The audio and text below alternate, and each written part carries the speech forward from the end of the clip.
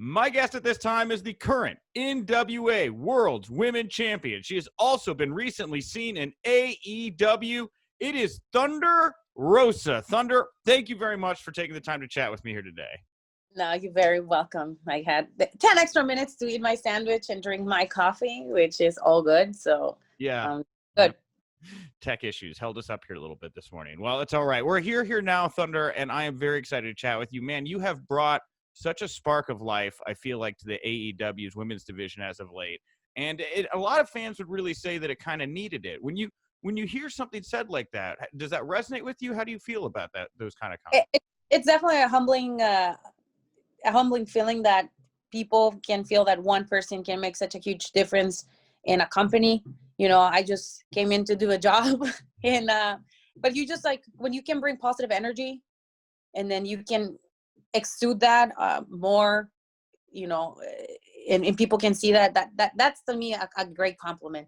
But I also work with fantastic people, you know, Serena Deeb and Sheeta, and those matches were like really what I think what people wanted to see. I think that's what people, and it happened that, you know, we were able to bring that for them, and it's just like that's what sparked the whole thing. And for me, like I said, it's been wonderful, like number wise and my social media, with the recognition that I finally feel like I am getting, and it's just like all this like super hard work that I've been putting in the last 6 years is just paying off a little bit. So again, I am very focused, and my goal is always to be one of the greatest women's wrestlers in history. Yeah, and you know, before you came in, like I said, a lot of people feel you brought a spark to it. I mean, what was your impressions of the AEW's women's division coming into it? Did you have a lot of the similar kind of complaints, or did you think that the women's division was coming together rather nicely at AEW? Well, the women's division at AEW is very young, you know, and really, really hard to take it to the next height. And the ladies work really hard. Like, I don't want to take anything away from any of the ladies that are in the locker room. Like, all of them work really hard in different ways, you know, and it's a team effort, you know. All of them are working hard to make this a bigger and better division. And when you have an addition of somebody that has more experience and that can help, like that definitely enhances the desire of, you know, becoming better. I am really, like I said, blessed and really happy that I am working with some of them, and you know, becoming, we can give feedback to each other so we can get better. So that's all that I'm here for. I just want to make sure that the little time that I'm here, or like if I'm there for a long time, that I'm going to be able to bring that, and they're going to feel comfortable talking to me. And when we make mistakes, nobody's going to get, you know, pointing fingers at each other. It's just a learning experience. I was there before, you know. I was very young when I started Lucha Underground, and I had to ask what I was doing wrong and what I needed to work on in order to get better, in order to have better matches. And that's what we're trying to do. And that's what I really like about the women's division. Like, they're very open, and it's different. It's a different environment, which I really enjoy. Well, a lot of people, you know, you brought up you and Serena Deb, you know, y'all turned some heads. You know, a lot of people were buzzing immediately coming out of that bout there. One of the things I wanted to take a step back and ask, though, about that bout, I'm really interested to know how the women's matches at AEW are put together. I've heard Kenny Omega has a strong hand in helping the women out. Like, who were you? He's our agent. Omega, for sure. And then we have other people that help. I'm not really quite sure on the dynamics yet. I mean, I personally work with Omega most of the time. Man, what's that like? What's it like having Kenny Omega as an agent for your match? It seems like it'd be intimidating. When I met him, I totally fangirl. I was like, whoa. Well, I felt like I'm so bad. I did. But we have a lot of input on what we would like to do on the matches. And I always like to ask for direction, because, you know, there's like, sometimes I want to see certain stuff on TV. And for me, that's very important. Again, all this because of Lucha Underground. It was very history, or like a story oriented. So we had to do certain stuff to make sense with what we just stated before, you know, all the cool little things. Here is different, you know. So I personally work with Omega. I work with Dustin. All the agents are open. When I have questions about how can I improve some of the stuff, I can go with Jerry Lynn and ask him questions. I can go with, you know, some of the legends that are there and ask questions, you know, and they're very open. They're very, like I said, it's a very, very chill environment. I really enjoy it. Yeah, and what about Tony? Did you get some time to chat with Tony? Did you So get any feedback from him? he's such a character. If I have a question about wrestling and a wrestling event, or he can like literally like open his brain. He has like an encyclopedia of wrestling. Yeah, Insane. And he is so fun. He's so fun to work with, and he was very welcoming from the moment I got there. I was just like, "Thank you for being here," and I was like, "Whoa, whoa, whoa, whoa, this is pretty cool," you know. So, uh, I always feel welcomed by him, by Cody, by the ladies, because I work with a lot of them in the indies. So it's not like we're strangers, but uh, the environment is definitely for me has been very positive. for sure. Well, let's take a step back here before we get to the AEW stuff, and even before the NWA. You've talked about your time with Lucha Underground and how you were getting your feet wet there. There was a lot of frustration, it seemed like, from talent, especially that was involved in that case, trying to get out of their Lucha Underground contracts. Like, can you take me back to what that was like for you, struggling to try to get out of that so you could go, work elsewhere and pay your bills and things like that? Man, listen, contracts are tricky. Like, if you don't have a lawyer or you're like too cheap to pay a lawyer, you're screwed. Like, you need to. I'm not gonna say anything about contracts like that. That gets me. And I signed that contract knowing that I was locked in for 5 seasons. Okay. The problem was when some of us were not getting work in other places, and we were asking for work, and they were not giving us work. And then when we're trying to get out so we can get work, they're like, "No, you cannot work." So it was very frustrating that at a year and a half, like literally, I have to bust my ass getting paid between $100 and $150 to make a living, because I couldn't fucking do anything on TV. Sorry for my language, but That's fine. and I'm gonna be, open and honest about it. It was very hard. Like I remember, like, this is the thing. We used to stay at the Hilton in downtown LA, treated like freaking queens and get all this stuff. Then the next week we'll be working an indie show and people wouldn't even get us a freaking hotel room because they didn't see like we had the value on it.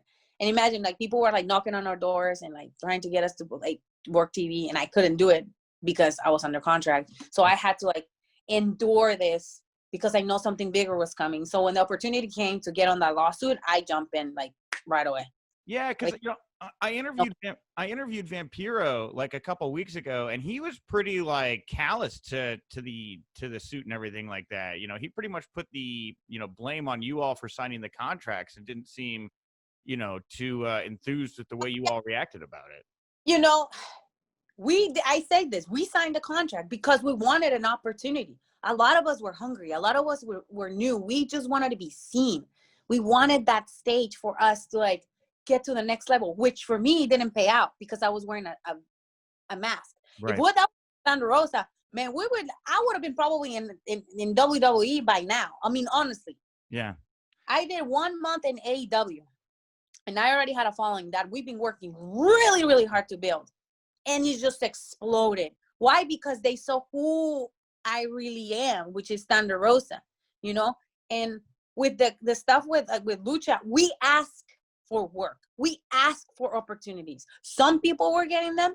I was one of the ones who was getting the short end of the stick. Yeah. I don't care. I wasn't getting absolutely nothing. So what was that for me? Why am I gonna be sitting around and just like, let me wait? No, like, I ask. I just want to work. Yeah. Can I work? And if you guys allow me to work, fine. If not, there's nothing for me here. Yeah. Then there's wrong about saying that, Yeah, for sure. And, I know you talked to Jericho a little bit about how you almost went to WWE as a ref and everything, and then decided to go the MMA route. But you also mentioned in that like 2 days later you signed with NWA. What I guess I'm just wondering is like, why did you choose to sign with a wrestling company like the NWA as opposed to taking what looked like a possible opportunity at WWE? Why one over the other? When I asked for the opportunity to do a refereeing, it was just, I was ready to quit. Like, I was ready to quit. Like, I just like got out of my contract with Lucha Underground. Like, nobody was knocking on my door. I was telling you, like, nobody saw the potential that I can bring to your company. Like the possibilities of me, if you groom me, what I can do for your company, you know? Totally. Because I'm talking about this fucking wrestling. No, man, I'm a hardworking woman that is passionate about women's wrestling, period. Yeah. I want, every time I step in the ring, I want to have a good match, something that you will remember. you know, no matter if it's a squash match, no matter if it's a Iron Man match, no matter if it's a main event, you will remember that I was, you know, and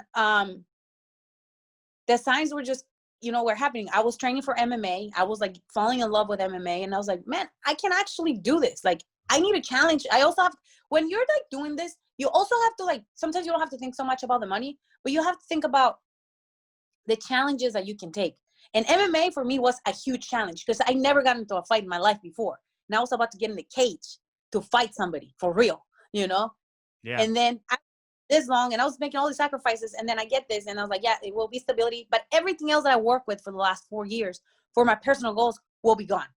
Because once you sign for a certain companies, you're the property.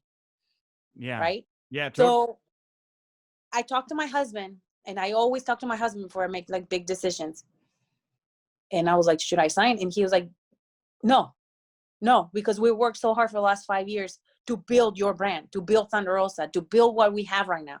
If you sign, yes, we'll have money. We'll probably have stability, but you're not going to be happy because you've been working so long. What a great husband. Sorry, I didn't mean to cut you off, but it's like, man, that is not the reaction a lot of husbands have. I think a lot of husbands, they take the money and run, you know? I can be making a lot of money, but sometimes it's not, the money will come when you do things that you love. The money will come. You have to be patient. So I said to when I did the thing with WWE, I thanked them for the opportunity. And I said, in the future, if this comes out, then we'll reconsider and revisit it. Then Lagana calls me, and he's like, Melissa, we're ready. You want to sign? And I was absolutely, I'm all for it. Man, so how did you get on Billy and Dave's radar? What was it? Where did they see you? What did they say was the reason they were out? They saw me on ROH, and Lagana was following me for a while, and he will talk to my husband. He will talk to me. He's like, I like what you guys are doing with your social media. I like how you're working, the brand. I think you're very talented. I see a lot of talent. I see a lot of potential. You're a diamond in the rough. Let's see what we can do. And then when I went there, the way that they introduced me, the promo package, the whole thing, because I used to dance before. When I used to enter the ring, I used to come up with Selena and stuff, and it was like fun, giggity, whatever. But then he's like, you can't do that. Like, we need to like have that hammer. You're the hammer. You're Thunder Rosa the hammer. You're about to be an MMA fighter. We need to use, and when you saw me in NWA, it was a totally different Thunder Rosa. A lot of fans would agree with that. Yeah. And, one thing real quick here before we jump on to working in there, I don't really want to dwell on it, but you mentioned Dave was the one who brought you in. How much of it was a shock to you to find out the allegations against him, and how much do you think his departure kind of hurt the NWA brand? It was hard. Because he was a very, very important part of the NWA. I'd rather not comment on what's happening. It's you guys, what's happening right now. So there's no comment for me to say. There's nothing for me to say about that. Yeah, but, for sure.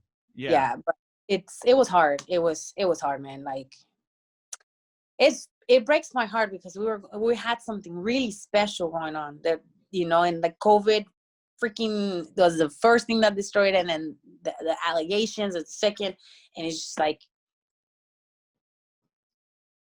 for me, NWA was what I needed to get to the next level. For me, that's what helped me believe in myself even more, and believe that I am a wrestler, that I belong to the history books of wrestling, that I am a good champion, a good representation of what a champion should look like, because I take it serious.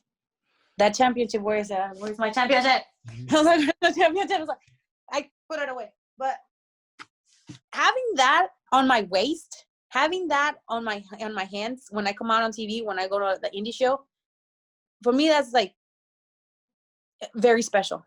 Because not a lot of women can say that they were NWA women champion. This championship is historical. Everybody knows about the NWA. Right. Yeah. Well, and the NWA is very historic. Obviously, it's got a famous owner now, too. Talk to me a little bit about, like, your relationship with Billy Corgan. What is it like to work with Billy on a creative level? He's a visionary. He has a lot of ideas. He has a lot of stuff, and he had a vision for the NWA, and that's what you guys saw on Power, you know, and it was working. Hopefully he can go back to it. Has he been at any of the AEW appearances you've made yet, backstage supporting you, or has it just been No, you representing alone? It's been me. Okay. It's been and you know, when I get stuck or when like I need a pump, I call Trevor Murdoch. I'm like, Trevor, what should I do, Trevor? Trevor Murdoch is your go-to? Wow, that's all. How did you befriend Trevor Murdoch? Is it? I'm guessing NWA stuff is where you guys. Was my agent at NWA. Yeah. He was like, I remember like with his deep voice. Hey, Thunder, you gotta be a bad bitch in that ring. Like, you know, show them what you got. Okay, you are the hammer, girl. You know, nobody messes with you. Remember that. You're a bull. You're a 5'3" bull. Nobody messes with you. Just remember that. He always tells me that. And I'm like, he's helped me so much. Because, you know, sometimes working in different areas, like everybody has a different way of work. And we're very traditional, you know. And there was one thing, he texted me one time. And just to remind me what, you know, the legacy of being an NWA wrestler is. Like, we are the real like wrestlers. Like, you don't see like you see the gimmick, but you see the wrestling. You don't see flips, you don't see this, you don't see that. You see the story, you know, gritty and like in your face. And he always remembers that. And Melissa, remember, even when you stop being a champion, remember where you come from. Remember what makes you special. You know, so I was like, all right, Trevor. Man, well, you know, you've carried this energy now over to AEW. You've brought the NWA Women's Championship with you. What are the next steps here? Are you staying in the mix at AEW? Is there a chance we could see this NWA title become something that you defend in AEW? I know that's something a lot of fans have been talking about recently as well. I defended it last week with Evil. Well, more often, I guess. It's like a regularly defended title. I don't know. That's up to that's up to Billy and Tony Khan. Like, I'm right now, like, we have a very good partnership, and it's up to them. Okay. And so, is there a possibility that you could sign with both, or will you stay an NWA contracted talent while just working with AEW?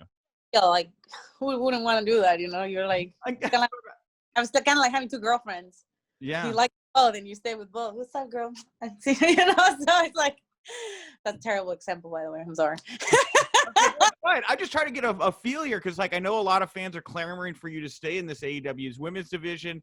Maybe, you know, incorporate your time more into it, you know? Well, it will be perfect, but I am living the moment. I am right now in Jacksonville. I just had a match yesterday, tag match. I enjoy it very much. And in the future, and I know, like I said, Tony has been very open. He likes my work. And I'm here to work. I'm here to elevate my opponents as much as possible, you know, and to make it fun and to make people talk about the women's division, not in a negative connotation. It's like in a positive way, which is that's what because at the end of the day, we want to be competition to the big dogs, because AEW are in the big dog league, you know. Right.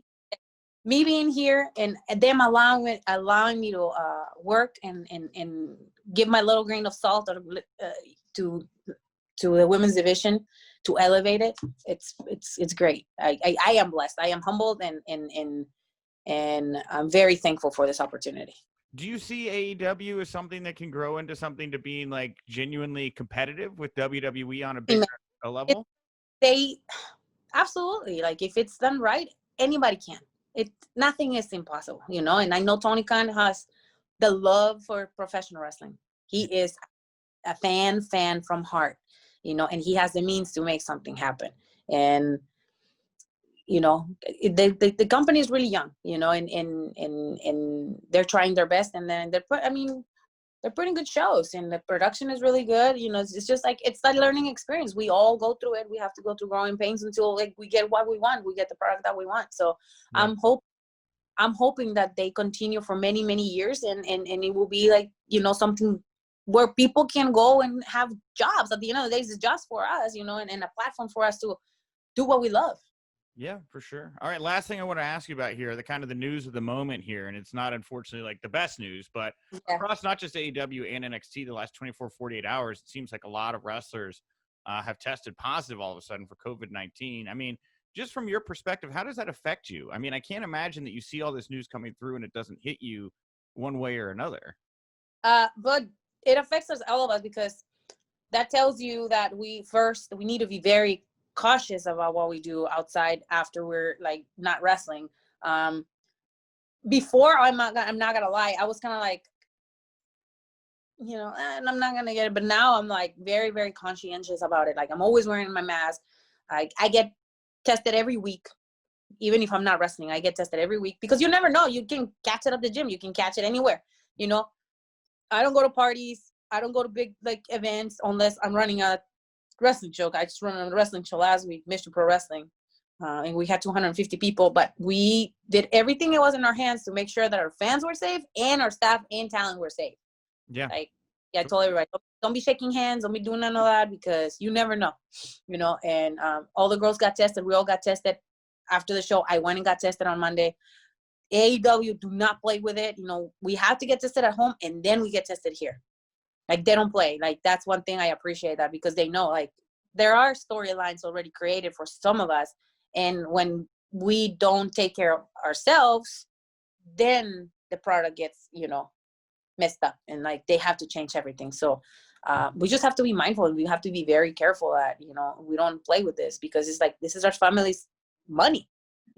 I get sick, my husband can't work, my son can go to school. It's just like, it's that rippling effect. So it's absolutely insane. Then I have to tell people that I was with, hey, I got infected. Now you have to quarantine yourself. So it's like,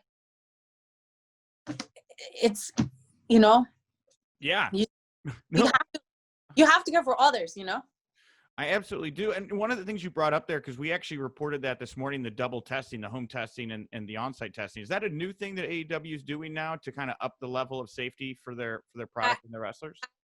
Because, again, they care about our health so much, and they want to be, make sure that that their talent is safe. There's protocols that people need to follow, and that's it, Yeah, for sure. All right. Well, thank you for advocating that. As somebody who knows a lot of wrestlers, I hope they all follow your lead. I love to hear you're getting tested every week. That's what the culture needs at the moment. There's free testing, man. It's available. It takes like 30 minutes, 45 minutes. It's not bad. I mean, we have to be mindful. Like, this is not going away. We all want it to go away, and we have to work around it. Like, when we're having shows, the fans, like, we all want to make sure that they're safe, but we have to work around it and make sure that everybody's safe, so we can keep opening things in opening states. I mean, in Texas has been open since May, and we're like one of the highest risk states, but we've been able to manage it. It's like some weeks is low, is less, some weeks is more. But as long as you educate your family and you take care of yourself, you shouldn't be worrying about it. It's just like, once you start getting a little lax and you start going like a bars and you start partying and then you're doing all this stuff, and I'm like, oh my God, I got the COVID. Like, one of my friends, I went to LA and he works in a promotion, and he was doing some work. He got tested positive for COVID. He was not able to work. He's not able to train. He's not able to do anything. So it's like, you just have to think about, once you get tested for COVID, you have to stay home. Yeah. No, that's the bottom line. Yes, Yeah. Because Thunder Rosa said so. Thunder, I want to thank you so much for the time. Again, it's been just such a pleasure to watch you come into your own here right now, and I'm so happy to hear that you're reaping the benefits of it on social media and elsewhere, and finally getting to ride the ride you've always kind of wanted to be on. Is there anything you want to leave everybody with here today? Is there anything you want to plug, promote, put over? Anything you want to say at all? I just want to thank all the fans and all the people that consistently have like tagged me, push my stuff, like things, tell people about me, that purchase my merchandise, that did everything. I want to thank you. Without you guys, I wouldn't be nobody. I wouldn't be here. I wouldn't people wouldn't not listen to why Thunder Rosa should be on a bigger platform. It's a lot of the things people don't understand, that social media is so powerful. And I'm just saying, just because you can buy your merch and be like, get a ton of hits, no, because you can touch so many people's lives. And the amount of messages that I've received in the last month about how Thunder Rosa inspires people to exercise, to get out, to better themselves, to try something different, it's humongous. And I wouldn't be able to do it if I wasn't a wrestler, if I wasn't doing what I'm doing right now. So again, I want to thank you for being positive on Twitter, because they're like, it's overwhelming for me. Like, a lot of the comments are very, very positive. And even when they're negative, they defend me, which is amazing. So I'm just so humble, and I'm really happy, and I'm gonna keep working hard, like, until we reach our next goal, and then from there we're gonna go to the next one. But again, thank you so much for believing in what I have to bring to the table, and also for, you know, NWA for allowing me to be in AEW, and AEW for allowing me to be there, to opening the doors. It's just like, it's a team effort. It's not like Thunder Rosa thing. It's a team effort, and it happens that I perform, you know, and you just make it better. But yes, man, don't believe on the dirt sheets either. Don't be reading that stuff. What are you talking about? That's our stuff. Not that we're dirt sheets. We're a legitimate news outlet. But yeah, I get it. Yeah, don't trust bad sources, I guess. Don't believe everything is online. You know, I'm just telling you. Don't believe in that. And again, keep watching AEW. Keep watching it. Keep supporting NWA. You know, we want to be a competition for many, many years, but we need your support.